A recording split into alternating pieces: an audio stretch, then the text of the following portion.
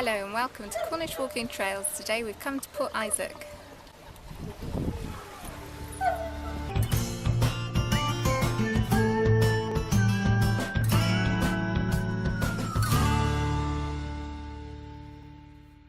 Our walk today will take us down to Port Isaac.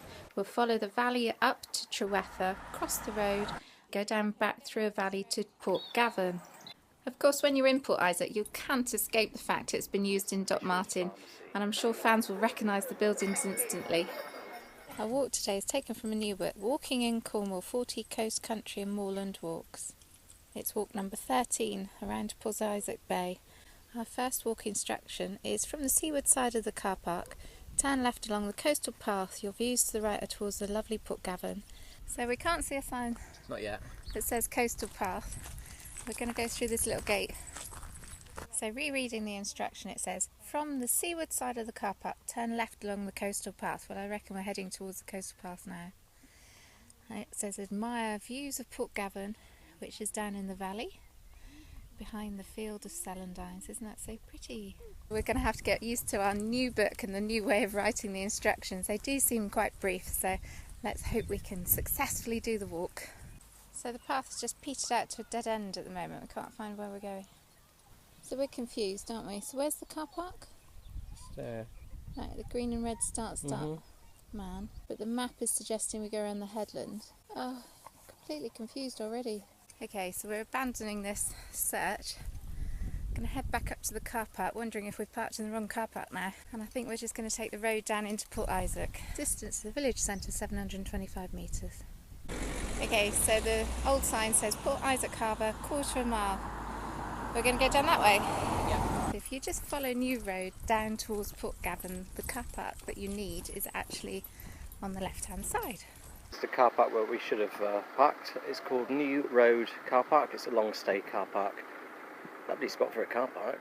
So that's the view of Port Gaverne Cove. Up the coast we're looking at King Arthur's Castle on that far headland. Follow the path around the headland, marvelling at the views, into the next cove along to the west. This is where you enter Port Isaac proper. Emerge onto 4th Street and head downhill. The area around the Haven and 4th Street is very picturesque, and you should aim to at least stop at a cafe for a cream tea and to take in the views. The old school. Now it's a hotel, bar and restaurant.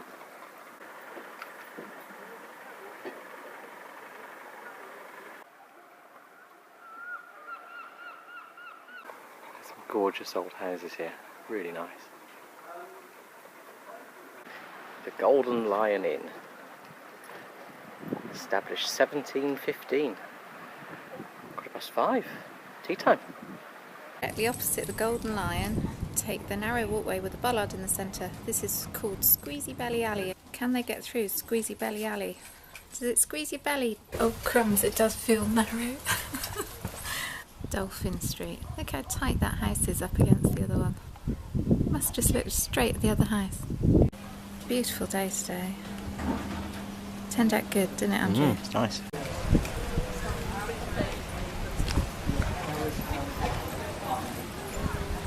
I think they want to go on the beach.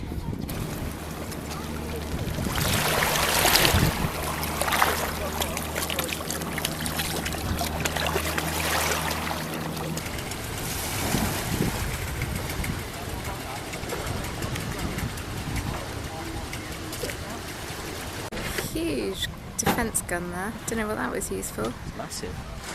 And the old pilchard cellars.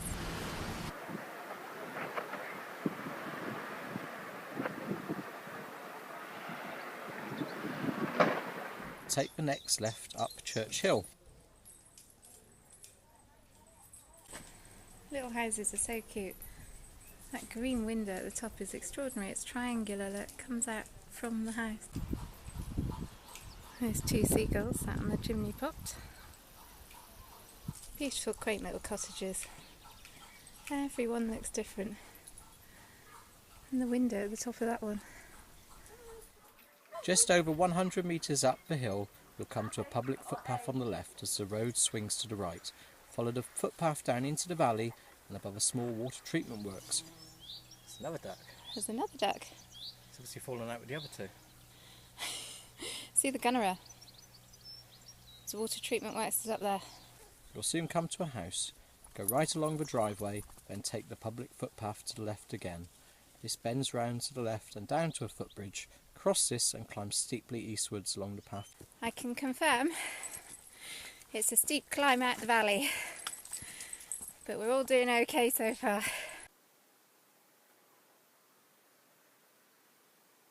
Doing some gate leaning just to catch my breath. Oh, quite a climb.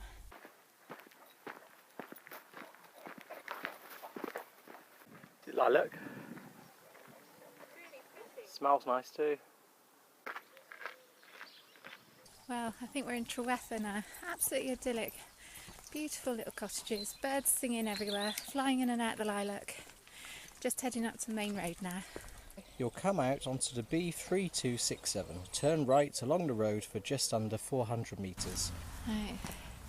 This is the main road into Port Isaac, so it's quite busy. So we'll catch up with you on the footpath. Now there's no footpath along this road.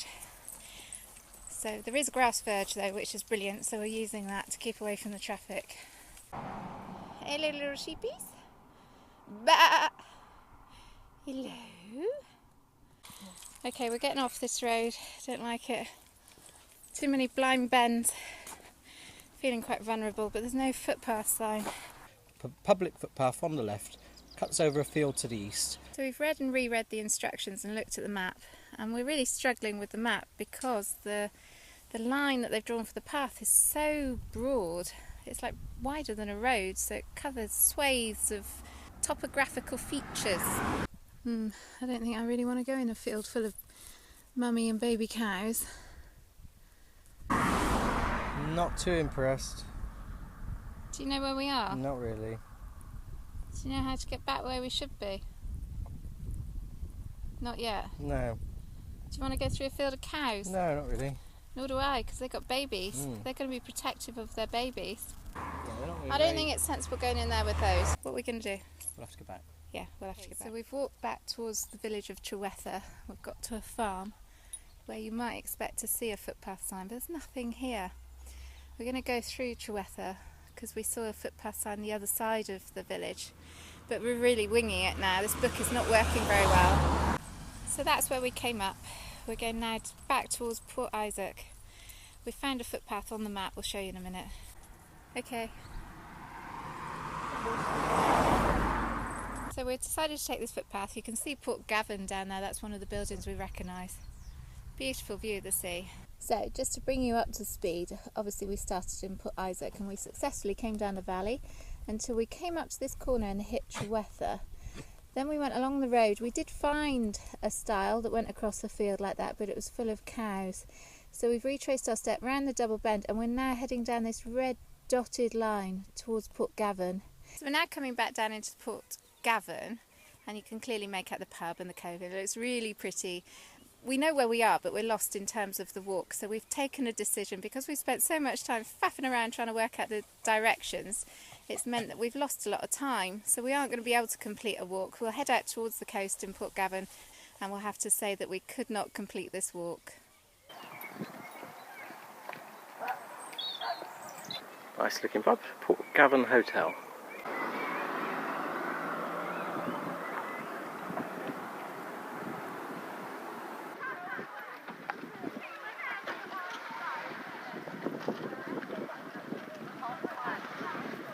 So we've had a lovely day in Port Isaac, really enjoyed wandering around the village.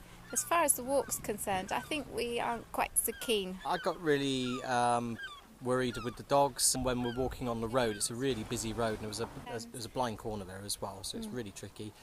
There really isn't enough instructions on there, really. Not enough landmarks. No. Go past such and such farm, go down this lane. Anything would help instead of nothing, the really. map used as well is really small. It's quite hard to actually work out where you are on the map. Do you think that's because the line they've drawn the walk with is so wide It could compared be. with the roads? Could It's be. wider than a road, isn't it? The other when you come into Port Isaac, we took the first car park. It's the obvious car park. Yeah. It's the one where they seem to be directing all the traffic to. Don't do that. if you're going to do the walk actually starts from the car park closer in the village itself, and again the walk book didn't really make that clear. So what would you score this? Port Isaac's beautiful. I wouldn't put anybody off coming to Port Isaac at all. It's absolutely fantastic. So you must come to Port Isaac. It's beautiful. But the walk itself, following the walk book, following the instructions, I'd probably give it a 5 out of 10. Really? I wouldn't be that generous. I think it's a 4. We didn't complete it. Okay, we'll go for 4 then. If you do decide to do this walk and you complete it, let us know.